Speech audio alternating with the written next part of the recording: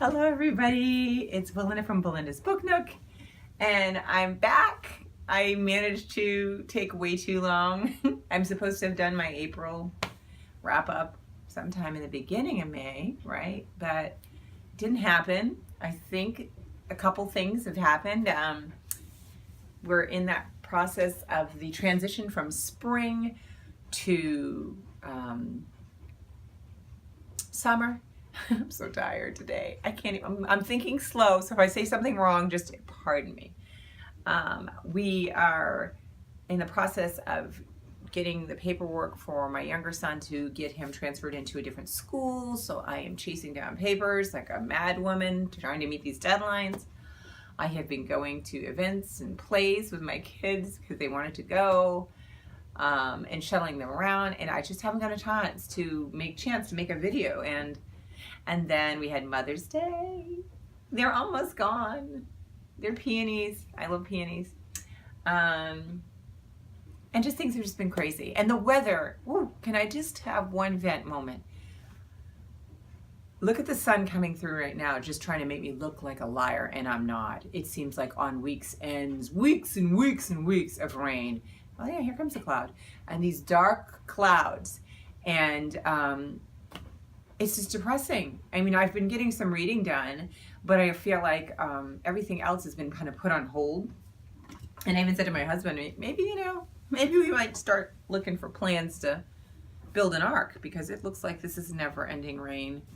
So I'm hoping I don't know, this is a funky spring. I don't know if it's great, the plants are liking it or digging it, but I'm looking for sun. You still need sun. So I don't want to skip right into summer, but we'll see. So in short, I have been just trying to get through all the things I need to get done, and I just haven't been able to make videos. So today I'm going to talk about my April reads. I did some good books. The first one that I read was by Jodi Picoult. It's called A Spark of Light.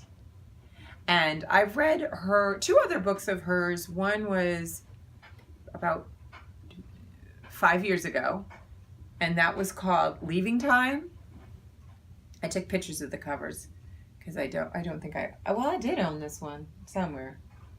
Oh, and I cleaned out one of my bookshelves, just one, and I've donated 16 books from that, and I'm very proud to say that because I'm hoarding way too many right now. So anyways, I had read Leaving Time about 5 years ago, really enjoyed it. It was a book about, I think, a daughter that I think her mother had abandoned her, and she started doing research to find out about it, and she found out that her mother was studying elephants, I believe, and it had something to do with elephant sanctuary. This is 5 years ago. I can't remember 5 minutes ago. I just remembered I really enjoyed it because I realized when you're reading the book how much research she had done, particularly about elephants. And at the end of the book, which this is my absolute favorite thing an author should do, take the opportunity to save some money for those last few pages to give something that can allow us to take action.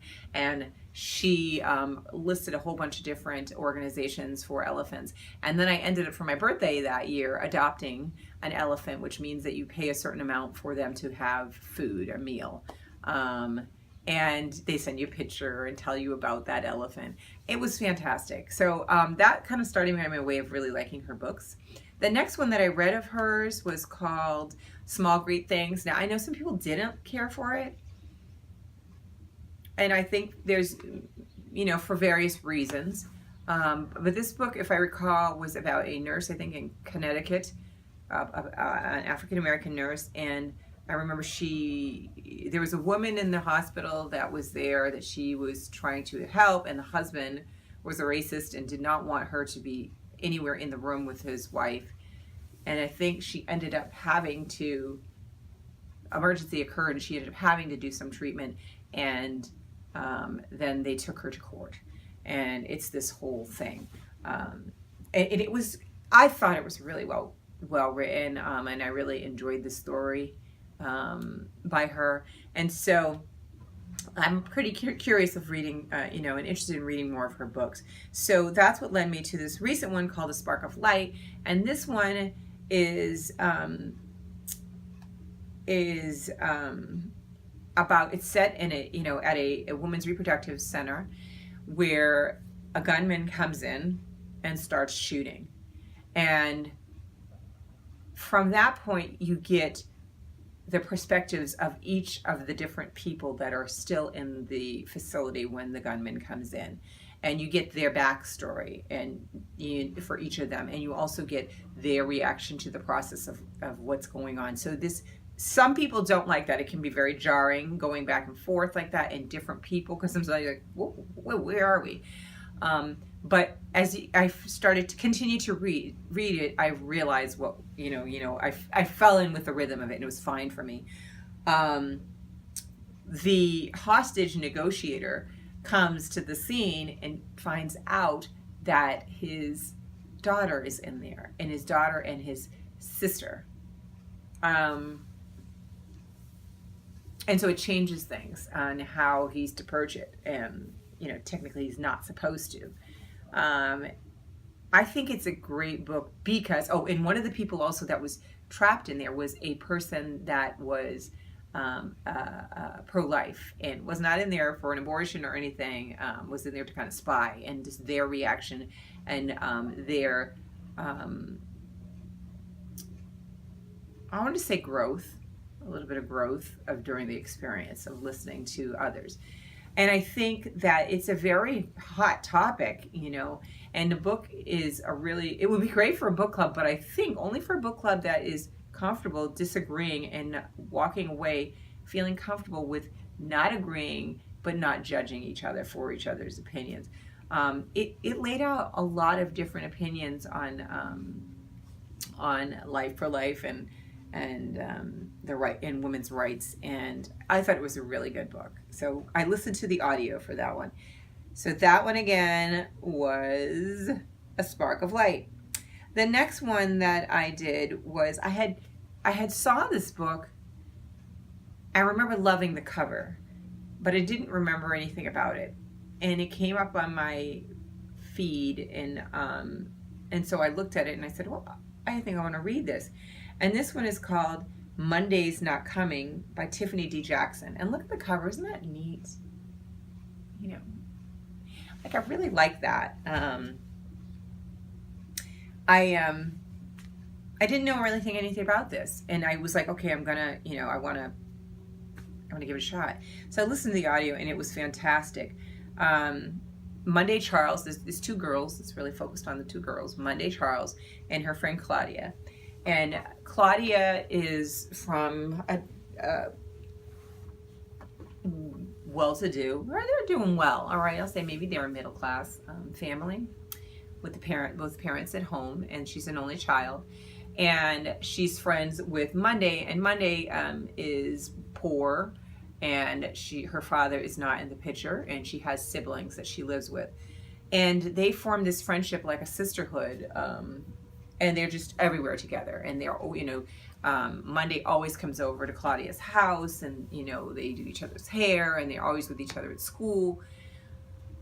There's a lot of trigger warnings in this book I didn't know about before reading. So I think if homophobia, violence, abuse, that I didn't know was going to be in the book. But that said, I'm not a person like that. There's certain things I just don't really want to engage with, that I felt that this book didn't bother me on those levels. The story was so good that I was able to get through some of the stuff. It is a mystery. The timeline, again, this is another book that does a back and forth, a before and an after. A before, when they're friends and hanging out, and then after she goes missing. And you keep doing that, and the story keeps going like that all the way to the end, so then you find out what is going on. And it explores so many things. I mean, the girls face so much, bullying at school, and you see those issues brought up because they were really good friends. And then when Monday goes missing, Claudia is kind of lost and trying to figure out how to frame her existence without her friend. And I'll say this much: it was a very good book. It still sits with me now, because I think you have to read it to know what I'm gonna. I won't say anything more. I'll just say it's a very serious book. It becomes a very serious book pretty fast, and it's well worth the read. And I've never read this author before, but definitely will pick her up again because I thought it was an important book. So those were their first two. The next one I read, I'm not going to talk about a lot because I'm going to talk about it in another video that I'm going to make right after this video for a new series that I think I'm going to try out. All right. But this one is called Homegoing by Yasi, right? Okay, now listen. I've talked about this. You've heard about this book. Everybody, come on. A lot of people. I won't say everybody because that's not nice. You don't want to book shame anybody that hasn't.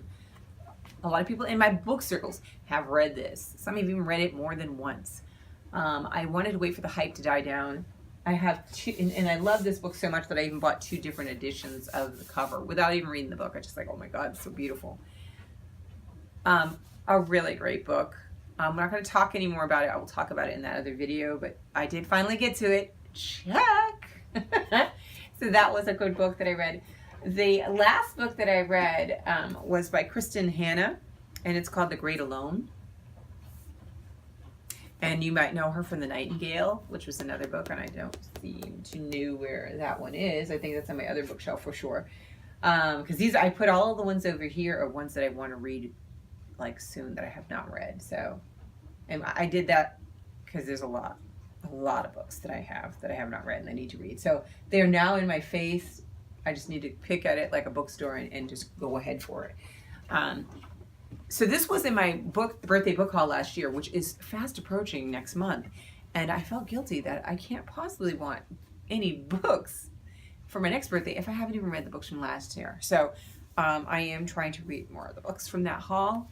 And I probably won't do a haul like that again for this next birthday, just maybe a few books because, let's face it, I don't read fast enough to get as many books as I buy. I just love having them though. But anyhow, I did really like Nightingale. I think it was before I was on BookTube that I don't think I ever did a review on here for it, but I felt it was an excellent book. 100 pages could have easily been shaved off and it still could have been an amazing book. I thought that there was parts in it that were like, but an excellent book nonetheless. So I had heard a lot of hoo-ha about this last year, and I was like, I'm going to get it. I want to read it. And I found this version. I remember I saw it in the bookstore, but I loved this one because it was a floppy. I was like, oh yeah, right. So I got this version online. This story, and I listened to this in audio and read, so I did both. You know, when I wasn't doing much, I could read, and when I was doing something, I was listening to it. This book is set in 1974 in Alaska, and it's about a family. Ernst is the husband, Cora is the wife, and a daughter, Lenny. And he has PTSD. And in 1974, they knew a lot less than they do now about symptoms of PTSD, treatment for PTSD, and we're still continuing to learn. But he was a Vietnam vet, and he was home, and the family was constantly moving around. Lenny never really stayed one place at school at a time. And he found out news that he had inherited a house in Alaska. And so he wanted to go there. Well, of course, it was a place that was very, very rural, is the word we want to say. And the book explores this family dealing with his illness and trying to find a way to stay together. I wrote a lot of notes. I'm just blanking out about because I really thought this is a good book. It has a lot of really good characters that are in this town, you know, that build up and add around the story. I think it's really good. Like, I really highly recommend it. It was very emotional. There was times I was listening to the audio and literally out loud, like, oh no, oh no, no, no, no, no, no, no, no, no. My husband's like, what? I'm like, nothing, just listening to my book. I can't remember my notes for now. I just know it was good. But it went through and explored that, and you know, things we know now would have helped them a lot more then,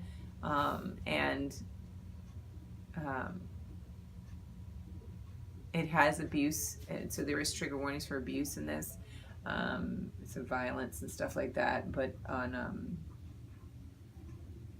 yeah, there is some, so you have to recognize that. But definitely, I am going to stick with her because I really like her writing as well. I think she does a good job, and this was definitely a survival story, and heart-wrenching at times, but really engaging. So if you're looking for a good book, this would also be a great summer read, I think, too. So that is The Great Alone by Kristen Hanna. That's it for my books. I got to come back with another video to talk to you about this idea for a series I think that I want to try. And I hope you guys will go on that journey with me as well. So I hope you guys are all reading and having fun and had a great Mother's Day and having good reading. And I will come around and check out you guys' channels to see what you're up to. Bye.